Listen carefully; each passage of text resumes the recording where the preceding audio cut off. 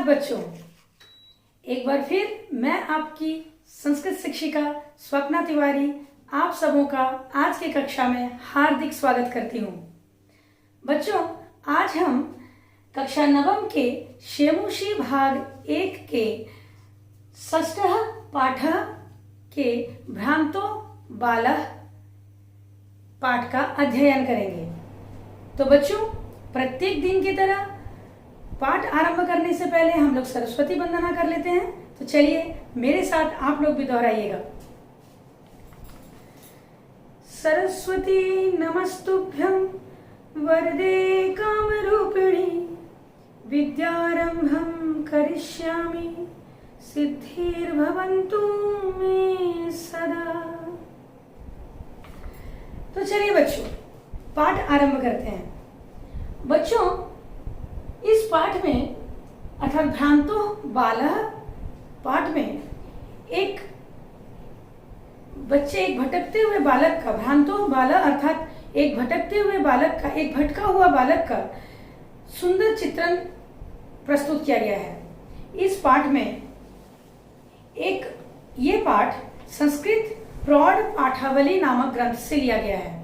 इस पाठ में, इस कथा में एक आलसी बालक का सुंदर चित्रण किया गया है, जिसमें दिखाया गया है कि वह बालक अपने अध्ययन से ज्यादा, अपने अध्ययन से अधिक वह खेलने में अपना समय व्यतीत करता है, जिस कारण से उनके सारे मित्र उसके साथ खेल नहीं खेलते हैं, क्योंकि वे लोग सारे अपने कार्य में लगे रहते हैं, अपने कर्तव्य का पालन करते हैं। अंततः वह बालक निराश होकर इस बात का बोध होता है कि वह भी अपना आलस्य को त्याग कर अपने कर्तव्य का पालन करेगा। तो चलिए बच्चों, आज आरंभ करते हैं। भ्रांतो बालः अर्थात भटका हुआ बालक। भ्रांतः कश्चन बालः पाठशाला गमन वेलायां क्रीडितुम् आगच्छत।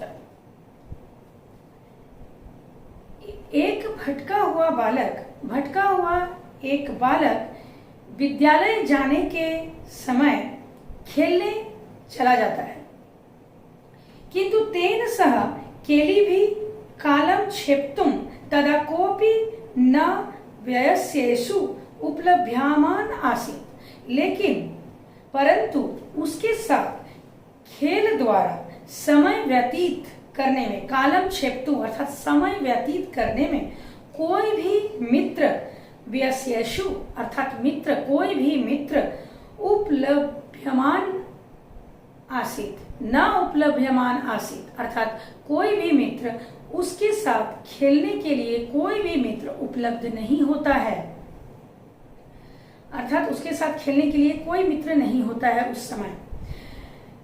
यत ते सर्वेपि पूर्वदीन पाठान स्मृत्वा विद्यालय गमनाय त्वरमाणा अभवन। अर्थात वे सभी, क्योंकि वे सभी पहले दिन के पाठ को याद करके विद्यालय जाने के लिए जल्दी में होते हैं, विद्यालय जाने की जल्दी में होते हैं, विद्यालय जाने के लिए तैयार होते हैं, विद्यालय जाने की जल्दी होती है उन लोगों को, इसलिए वे कोई भी उस बालक के साथ, उस भटके हुए बालक के साथ खेलने के लिए नहीं आते हैं। यतः ते सर्वेपि पूर्वदिनं स्मृत्वा विद्यालय गमनाय त्वरमाणा अभवन् तन्द्रालु बालः लज्जाया तेषां दृष्टिपथमपि परिहरन् एकाकी किमपि उद्यानं प्रविशत्।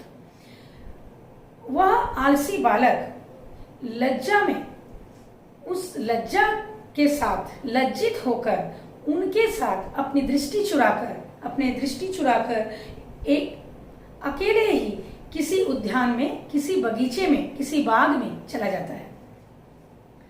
स अचिंतयत् विरमन्तु एते वराका पुस्तकदासः।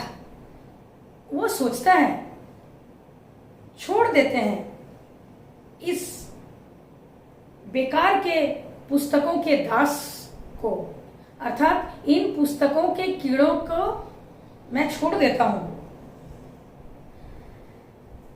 अहम तु आत्मनं विनोदयस्यामि, मैं स्वयं ही मनोरंजन करूंगा। संप्रति विद्यालयं गत्वा भूयः क्रुद्धस्य उपाध्यायस्य मुखं द्रष्टुं नैव इच्छामि।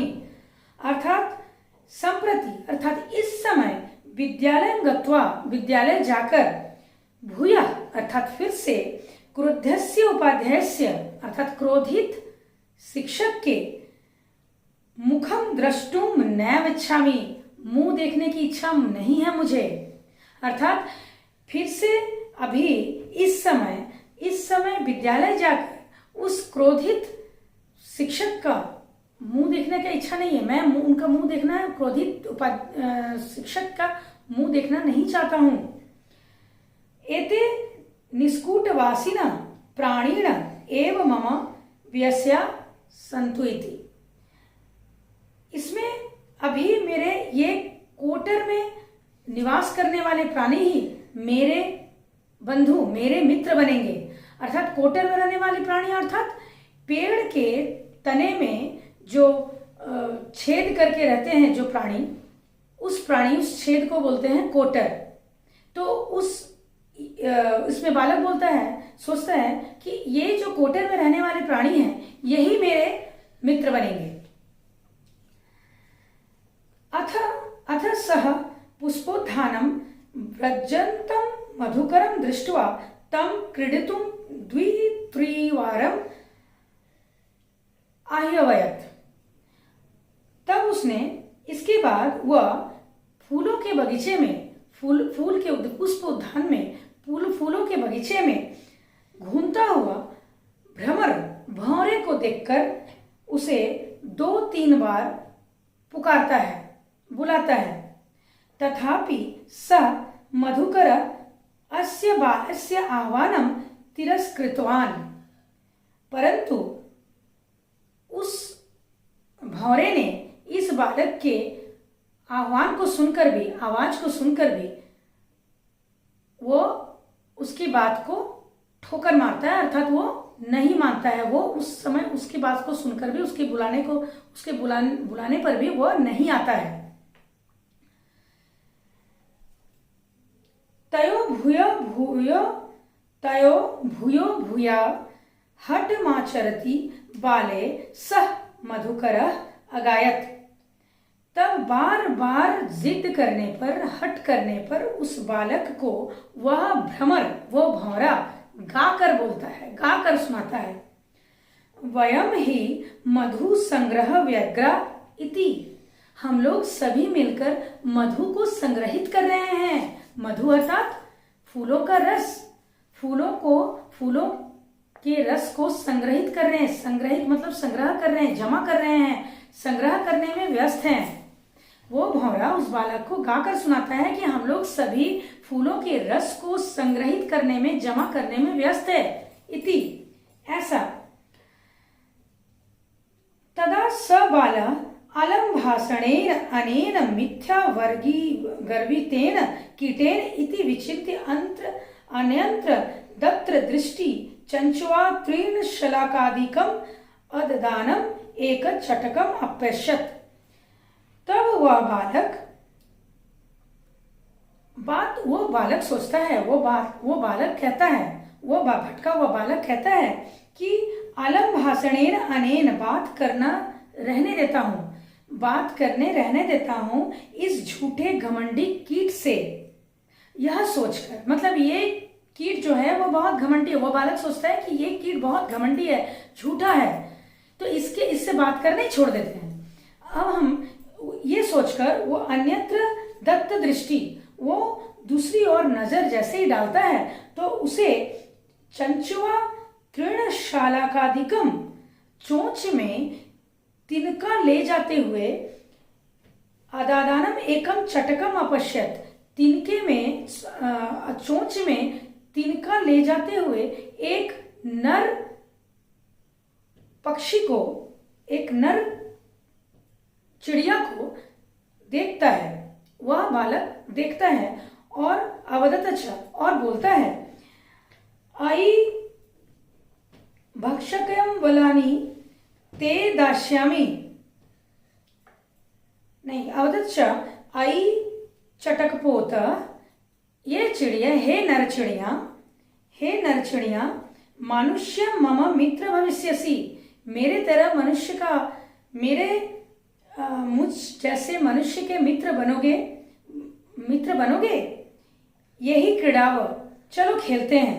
एतत् शुष्कम तृणम त्यज, यह सूखा घास को छोड़ो, तिनका को छोड़ो, त्याग दो। स्वादुनी वक्ष कवलानी ते दास्यामि, स्वादिष्ट निवाला, स्वादिष्ट भोजन का निवाला हम तुम्हें देंगे, मतलब स्वादिष्ट खाना देंगे। इस सूखे हुए तृण को, इस सूखे हुए घास को छोड़ो, मैं तुम्हें स्वादिष्ट भोजन दूंगा। इति, ऐसा। स तु मया वटदुमस्य शाखायां निडं कार्यम् इत्युक्त्वा स्वर्गम व्यग्रा अभवत्। पर मुझे वट वृक्ष के शाखा में घोंसला बनाना है। यह कहकर वह अपने काम में लग जाता है। कौन अपने काम में लग जाता है? नर चिड़िया कहता है कि मुझे तो वट वृक्ष में अपना घोंसला बनाना है। यह कहकर वह अपने काम में लग जाता है। तदा खिन्नो बालक एते पक्षिणो मानिसेषु नोपगच्छन्ति। तब वह खिन्न बालक अर्थात निराश बालक ने सोचा, निराश बालक ने कहा कि ये पक्षी मनुष्य के साथ नहीं आते हैं, मनुष्य के साथ कहीं नहीं जाते हैं, कहीं नहीं आते। तदा अन्वेष्यामि अपरम मानुषोचितम विनोदयितारम इति विचिन्त्य पलायमानम कमपि स्वानम अवलोकयत्। यह सोचकर उसने किसी अन्य, वो सोचता है कि किसी अन्य जो मनुष्य के लायक, जो मनुष्य के साथ अपना समय व्यतीत करेगा, अपना खेलेगा, उस तरह के किसी दूसरे प्राणी को मैं देखता हूं। यह सोचकर उसने देखा कि एक भागता हुआ कुत्ते को उसने देखा। मनुष्य के साथ खेलने वाले किसी प्राणी के बारे में वो सोच रहा था कि कोई ऐसा प्राणी मुझे मिल जाए जो मेरे साथ खेले, जो मनुष्य के साथ खेलने के लिए उसको रुचि हो। वो सोच ही रहा था, तब तक उसने एक भागते हुए कुत्ते को देखा। प्रीतो वाला अर्थात प्रसन्न बालक, खुश हुआ। उस कुत्ते को देखकर वो खुश होता है, वो प्रसन्न होता है। और बालक तम इत्थ समोबोधयत, और वह इस प्रकार उसको संबोधित करता है, उस कुत्ते को संबोधित करता है, मतलब उस कुत्ते से बोलता है। रे मानुषाणा मित्र, अरे मनुष्य के मित्र, अरे मनुष्य के दोस्त, किम पर्यटसी अस्मिन निधाग दिवसे, क्यों तुम घूम रहे हो इस गर्मी के दिन में? इस तरह क्यों घूम रहे हो तुम? इदम प्रच्छाय शीतल तरुमूलम आश्रयस्व, इस शीतल छाया देने वाले पेड़ के नीचे आ जाओ, बैठो, आश्रय लो। अहमपि क्रीड़ा सहायम त्वामेव अनुरूपम पश्यामिति, मैं भी तुम्हारे साथ, तुम्ही जैसों के साथ खेलने के लिए साथ दूंगा। मैं साथ देने के लिए तुम्हारे जैसा ही खेलने वाले को ढूंढ रहा था, तुम्हारे जैसे ही एक प्राणी को ढूंढ रहा था जो मेरे साथ खेले। मैं भी तुम्हारे साथ खेलना चाहता हूँ, तुम्हारे साथ खेलने के लिए ही मैं तब से तुम्हारे जैसे किसी प्राणी को ढूंढ रहा था। कुक्कुर प्रत्यवदत, तब वो उस कुत्ते ने कहा, यो माम पुत्र प्रीत्या पोषयति, जो मुझे अपने पुत्र के जैसा प्यार करके, स्नेह करके पालन पोषण करता है, स्वामिनो गृहतस्य, उस स्वामी का, उस मालिक का घर को, रक्षा नियोग करणान्न मया भ्रष्ट व्यमीशदपि, उस मालिक के, उस स्वामी के घर का रक्षा करने में मुझे कोई भी असावधानी नहीं करनी चाहिए। मतलब जिस स्वामी ने मुझे प्रेम से, स्नेह से पाला है, पोषा है, पुत्र जैसा पाला पोषा है, मैं उस मालिक के, उस स्वामी के घर को किसी भी तरह से रखवाली करने में असावधानी नहीं करना चाहता हूं, मुझे नहीं करना चाहिए। सर्वे एवं निषिद्ध स बालो भग्न मनोरथ सन। वो सब के मना करने पर, सभी प्राणियों के मना करने पर वह बालक निराश होकर कहता है, कथम स्मिन् जगति प्रत्येक स्व कार्य निमग्नो भवति।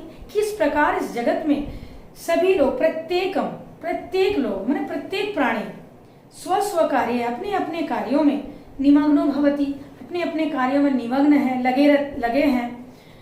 न कोपि मामिव वृथा कालक्षेप सहते। कोई भी मेरे तरह व्यर्थ में ही समय व्यतीत नहीं करता है। न एतभ्यम, प्रणाम करता हूं उनको, नमस्कार करता हूं उनको, धन्यवाद देता हूं उनको।